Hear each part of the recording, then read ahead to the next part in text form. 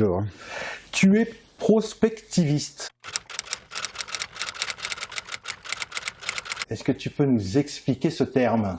Ah, c'est un mot un peu compliqué.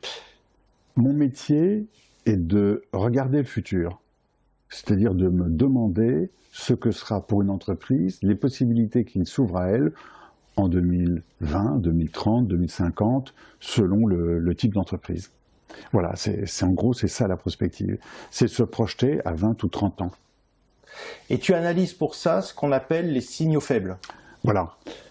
Pour travailler là-dessus, je travaille sur les signaux faibles. Les signaux faibles, c'est quoi? Un signal faible, c'est un fait paradoxal qui inspire réflexion. Paradoxal, je suis allé dans le dictionnaire, ça veut dire contre la doxa, contre ce que l'on pense habituellement. Donc on a une information, en général c'est comme un iceberg, on voit 10% de l'iceberg, et il y a 90% qui est caché. Les 10% nous ont attirés. Il faut chercher ce qu'il y a dans les 90%. Et dans les 90%, il y a des choses très intéressantes. Et c'est celles-là qui vont nous aider à comprendre ou à imaginer les futurs. C'est avec ça que je nourris la prospective. C'est un travail permanent. En gros, ça me prend 4 heures par jour de lecture de la presse. Et puis, je complète ça par aller à des conférences, par lire des livres, par écouter des gens, etc. Donc justement, tu vas aller au sommet du digital, à la Clusa, et tu vas aller chercher à te nourrir par les experts, par les faiseurs qui vont être là-bas. Ça, c'est extraordinaire. Aller pendant 3 jours dans un sommet du digital, c'est-à-dire rencontrer des gens d'horizons très différents, qui eux-mêmes viennent capter des informations pour comprendre leur 2016, 2017.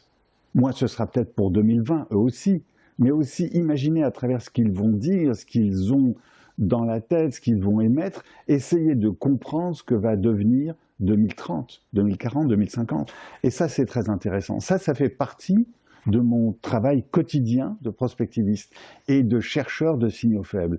Et là, il y aura de très nombreux signaux faibles à capter. Donc, quelque part, un prospectiviste, ça permet de comprendre le présent pour préparer l'avenir. Voilà. Je considère que tout ce que j'apprends comme information est du passé. Elle est passée, cette information. Quoi que j'entende, quelques propos que je tienne, il est déjà passé. Le problème, c'est de se dire, à mes yeux de prospectiviste, mais qu'est-ce qui va se passer en 2020 ou 2030? Un exemple très simple. Il y a grosso modo 15 ans, c'était le 11 septembre 2001. Le 11 septembre 2001, on n'aurait jamais imaginé ce que nous sommes aujourd'hui, 15 ans après. Comment pouvons-nous imaginer le 11 septembre 2030? Grosso modo, dans 15 ans. Nous n'aurions déjà pas pu imaginer en 2001 ce qu'était 2015 ou 2016. Et comme le monde va encore plus vite, celui de 2030 sera encore plus différent que celui que l'on imagine. Donc il faut nourrir énormément notre pensée pour comprendre ce monde de 2030, pour essayer de l'imaginer. Il y aura de multiples possibilités sur 2030. Il n'y aura pas qu'une possibilité, il y en aura de multiples possibilités. Et mon job de prospectiviste, c'est de capter dans ce que j'entends les éléments, les petits signaux faibles qui me disent « tu réfléchis sur 2030, ben voilà des idées, et voilà comment ça pourra aller encore plus loin ». Ou dans un sens très positif, ou dans un sens qu'on peut juger aujourd'hui très négatif. On se retrouve au sommet du digital, ah oui, pour se nourrir. Et faire du ski. Faire du ski. Et pour préparer le futur. Et rencontrer plein de gens formidables, qui auront plein de signaux faibles. Merci beaucoup Philippe. Merci, à bientôt.